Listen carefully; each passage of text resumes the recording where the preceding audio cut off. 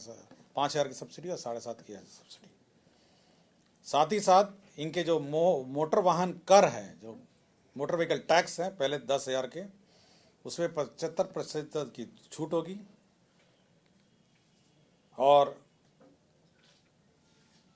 50% छूट अन्यथा इस नीति के प्रभावी होने तक रहेगी। तो 75% हो गए फर्स्ट 10,000 के पे और अन्यथा 50% है, 75% है, मतलब फर्स्ट 10,000 जो व्हीकल्स होंगी उस पर 70% है, उसके बाद 50% है।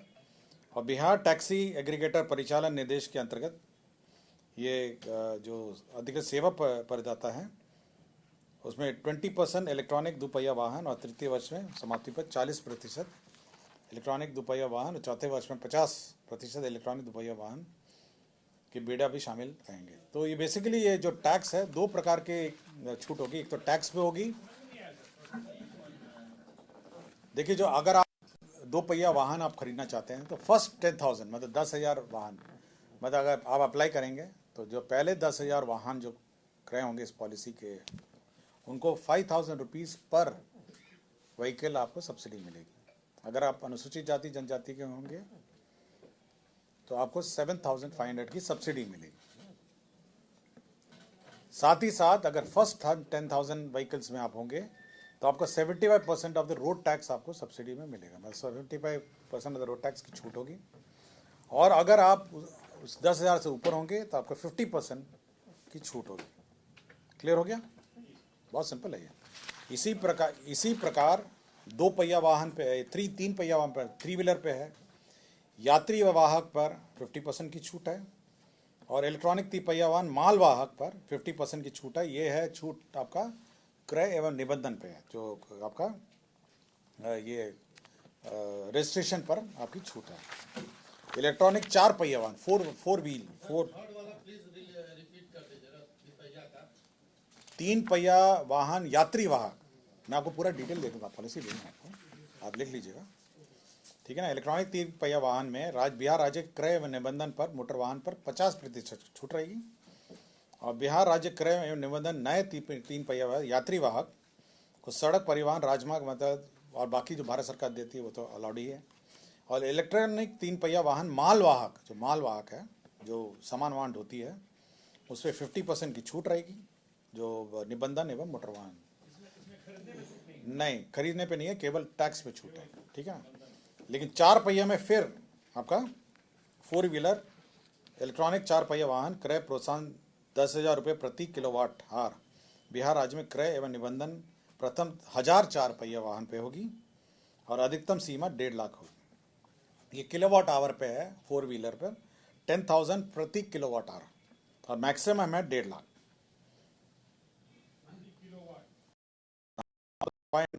ये 1.5 लाख है अनुसूचित जाति जनजाति के लिए और 1.25 लाख है अन्य जातियों के लिए। क्लियर हो गया?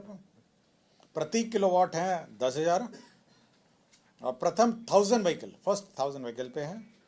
SC ST के लिए 1.5 लाख और अन्य जाति के लिए 1,25,000 और फर्स्ट 1,000 व्हीकल के लिए 75% टैक्स की छूट है। मैं पूरी नीति आपको बता दूंगा। साथ ही साथ इसमें आपके चार्जिंग स्टेशन की भी पॉलिसी है, विभिन्न चार्जिंग स्टेशंस की, और साथ ही साथ जो राज्य सरकार के जो संस्थाएं हैं वह भी चार्जिंग स्टेशन लगाएगी। उसके लिए भी 136 है प्रथम 3 वर्ष के लिए, उसके बाद अगले 2 वर्ष में 141। तो कौन कौन कितने चार्जिंग स्टेशंस लगाएंगे इसका भी निर्धारण है। मैं पूरी पॉलिसी का डिटेल आपको दे दूंगा, आप जिसको भी देखना हो देख सकते हैं। तो इसमें व्हीकल क्रय का भी है, चार्जिंग स्टेशन का भी है, सब ताकि आज इलेक्ट्रिक वाहन चल सके। कि ये प्रधानमंत्री, ये केंद्र जिस दिन से नोटिफाई होगी स्कीम, आज कैबिनेट हुआ है, कल नोटिफाई कल से होगी। बिहार के 6 प्रमुख नगर पटना, मुजफ्फरपुर, गया, भागलपुर, दरभंगा, पूर्णिया में 400 इलेक्ट्रिक बसों की व्यवस्था हेतु प्रधानमंत्री ई बस सेवा योजना की स्वीकृति दी गई है। ये 60-40 मतलब 60% भारत सरकार इसमें वहन करेगी और 40% बिहार सरकार वहन करेगी। और इसमें मुख्य रूप से इलेक्ट्रॉनिक बस अधिप्राप्त पटना में 150 बस, भागलपुर, दरभंगा, गया, मुजफ्फरपुर, पूर्णिया में 50-50 बसें होंगी और ये 400 बसेस इसमें होगा।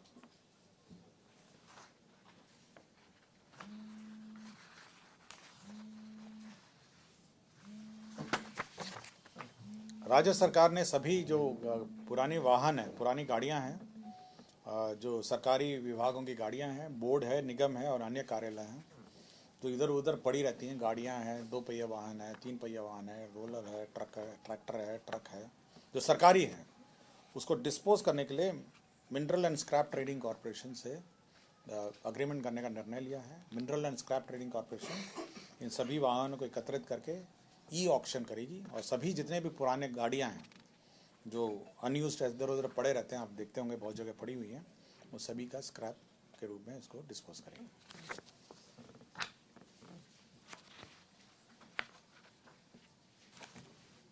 Bihar state power transmission company का 5वां एजेंडा है।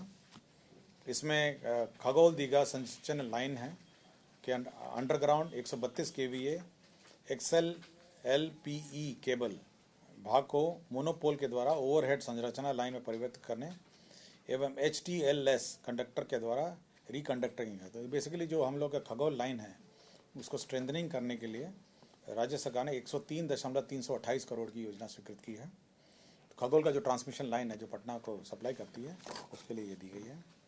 6ठा एजेंडा है Bihar state power transmission company limited संरचना प्रणाली, इसको भी स्ट्रेंथनिंग का। ये लखीसराय जिला अंतर्गत 400 kVA लखीसराय पावर ग्रिड 220, 132 और 33 kVA का जो पावर ग्रिड लाइन है उसको स्ट्रेंथनिंग करना है।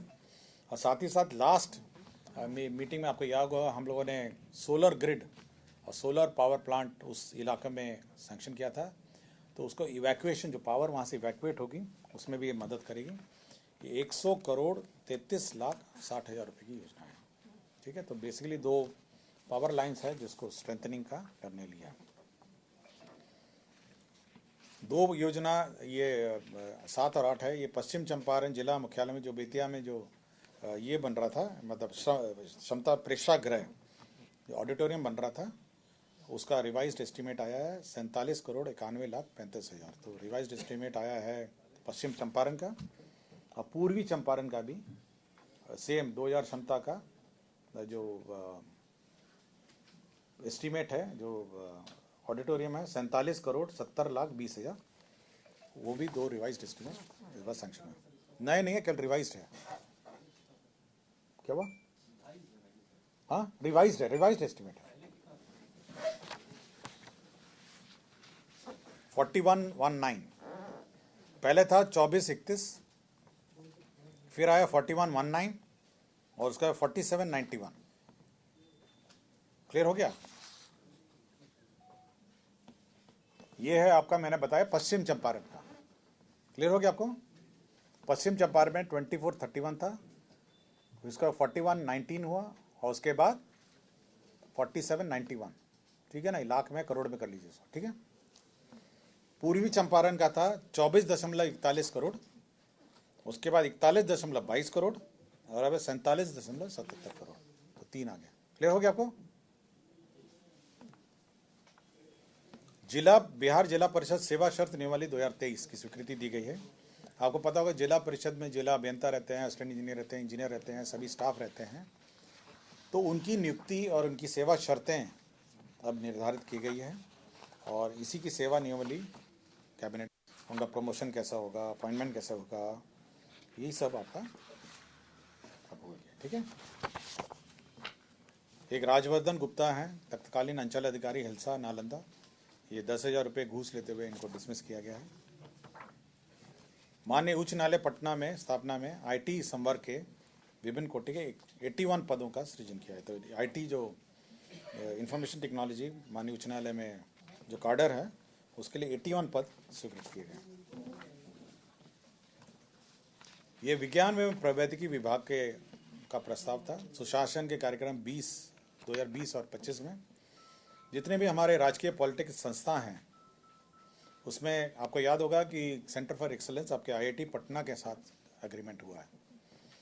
तो उसी में जो internet of things, artificial intelligence, 3D printing, robotics, industrial automation, electric vehicle, drone technology, transformer निर्माण, मरम्मती, ऑप्टिकल फाइबर, इनमें जो ट्रेनिंग की गुणवत्ता बढ़ाने के लिए कुल 33 राजकीय पॉलिटेक्निक हैं। तो 33 राजकीय पॉलिटेक्निक में ये सब कोर्सेज होंगे।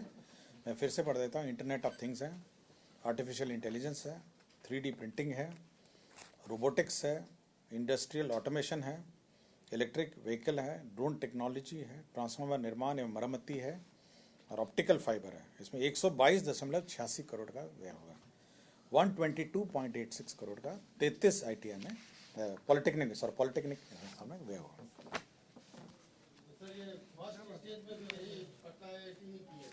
यहाँ पटना IIT का है, उसी का अग्रीमेंट है, उसी का अग्रीमेंट का विस्तार है।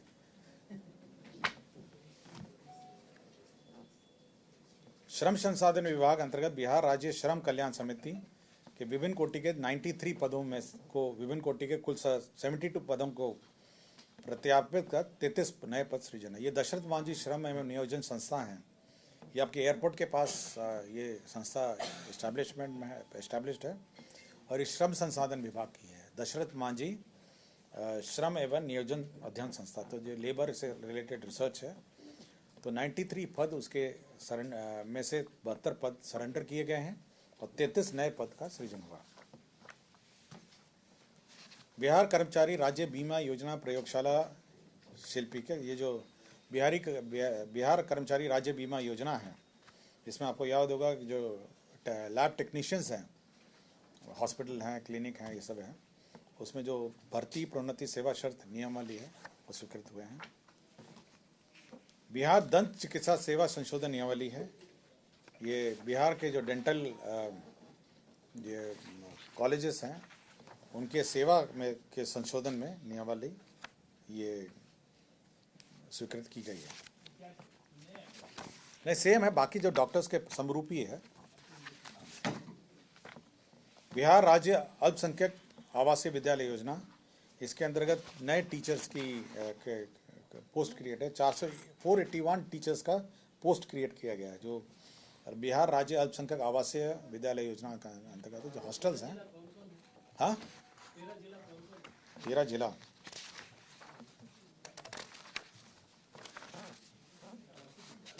आवासीय विद्यालय है ना जहाँ पे।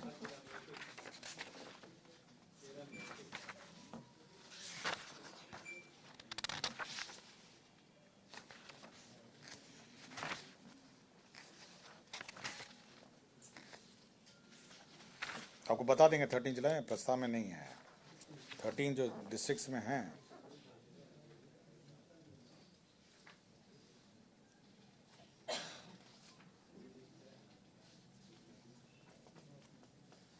तेरह का तो नाम नहीं है, बाकियों का है कुछ है। वर्तमान में दरभंगा, किशनगंज, मधुबनी, पूर्णिया जिले में अल्पसंख्यक आवासीय विद्यालय का निर्माण की स्वीकृति प्रदान की गई है।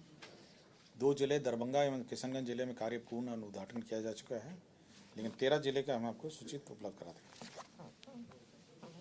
अंकेक्षक निदेशालय है वित्त विभाग में, उसमें नया काडर का सेवा शर्त और भर्ती एवं सेवा शर्त नियमावली स्वीकृत की गई।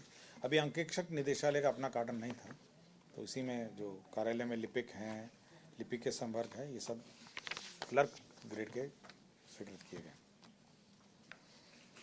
विज्ञान एवं प्रौद्योगिकी के 2 अन्य पद सृजन के प्रस्ताव थे। एक तो था फिजिकल एजुकेशन, जो टीचर है, PT वाले जो टीचर्स हैं, जिसमें 61 पदों का सृजन हुआ जो फिजिकल एजुकेशन का है। ये राजकीय पॉलिटेक्निक और राजकीय महिला पॉलिटेक्निक में 61 पदों का सृजन हुआ है। और साथ ही साथ दूसरा एक प्रस्ताव था जिसमें पूर्व में सृजित ये लाइब्रेरियन का है। ये आपके पुस्तकालय अध्यक्ष हैं 76, वरीय पुस्तकालय अध्यक्ष के 8 हैं, अर्थात 84 पदों के सृजन तथा पुस्तकालय अध्यक्ष पद के पूर्व के सृजित 43 पद से कुल 26 पदों का प्रत्यार्पण और 17 पदों का पुनर्गठन है। बेसिकली लाइब्रेरियन का जो उनका काडर है, जो राजकीय पॉलिटेक्निक या राजकीय महिला पॉलिटेक्निक है, इसमें लाइब्रेरियन का काडर का पुनर्गठन किया गया। बिहार सचिवालय सेवा संशोधन नियमावली 2023, आपको ये याद होगा कि बिहार सचिवालय सेवा अधिनियम 2000 जो अभी रिसेंटली 23 इनैक्टमेंट जो एक्ट है वो नोटिफाई हुआ था। अब सहायक लोग सहायक प्रशाखा पदाधिकारी के रूप में कहलाए जाएंगे। तो ये एक मेजर जो जितने भी इस राज्य के सहायक हैं अब वो सहायक प्रशाखा पदाधिकारी के रूप में कहना जाएंगे। इसके लिए एक्ट में संशोधन इसी आगामी पिछले जो असेंबली सेशन में ये स्वीकृत एक्ट हुआ था, उसी का रूल है ये। स्वास्थ्य विभाग का है। जो आपको याद होगा मुजफ्फरपुर में आपके होमी भाभा कैंसर अस्पताल एंड अनुसंधान केंद्र मुजफ्फरपुर है, वहाँ पे ये जो कैंसर का ट्रीटमेंट चल रहा है। तो उसके जो कंज्यूमेबल्स हैं, बेसिकली जो रेडियो एक्टिव कंज्यूमेबल्स हैं, डे केयर सेंटर एवं पेलिएटिव केयर सेंटरों में कैंसर की दवाइयाँ, रीजेंट एवं उससे जुड़े कंज्यूमेबल का क्रय परमाणु ऊर्जा विभाग भारत सरकार की इकाई टाटा स्मारक केंद्र मुंबई द्वारा किए जाने की स्वीकृति है। तो ये सब रेडियो एक्टिव मटेरियल रहते हैं जो कंज्यूमर्स और अन्य होता है, तो उसका क्रय जो है ये भारत सरकार का जो सेंटर है, न्यूक्लियर सेंटर है, कंज्यूमेबल परमाणु ऊर्जा विभाग भारत सरकार की इकाई टाटा स्मारक केंद्र मुंबई, वहाँ से क्रय की स्वीकृति दी। दूसरा है सूचना एवं जनसंपर्क विभाग। बिहार विज्ञापन नियमावली 2016 की खंडिका 4/715 में संशोधन का प्रस्ताव है। तो ये केवल अंग्रेजी अखबार आज हैं तो उनके लिए खुशखबरी है, जिसमें जो लिमिट है हिंदी समाचार पत्रों की विक्रेता संख्या कम से कम 60,000 होनी चाहिए, अंग्रेजी समाचार की 40,000 होनी चाहिए और उर्दू की 25,000 होनी चाहिए और पत्रिकाओं की संख्या 25,000 होनी चाहिए। तो अंग्रेजी अखबार जो है 40,000 होने के कारण यहाँ पे तो एक भी हिंदुस्तान टाइम्स और टाइम्स ऑफ इंडिया और कौन है जो अंग्रेजी अखबार हैं उनको अखबार ये नहीं मिलता है और कठिनाई हो रही है। तो इसीलिए अब उसी में संशोधन किया गया है और अब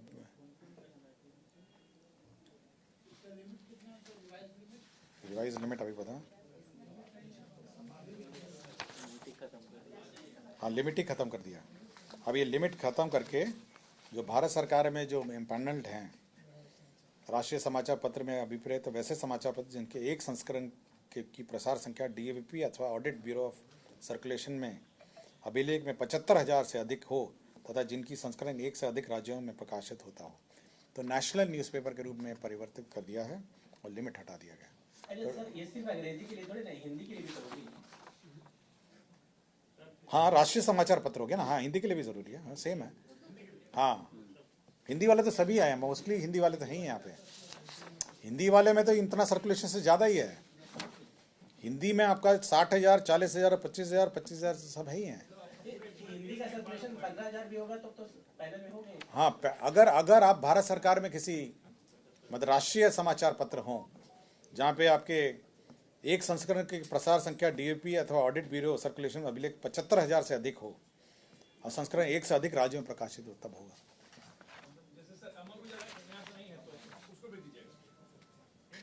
कौन सा?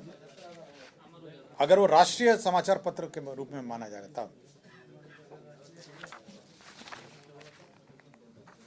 मैं आपको डिटेल दे दूंगा, आपको जो प्रस्ताव का एग्जैक्ट टेक्स्ट दे दूंगा, आप पढ़ लीजिएगा।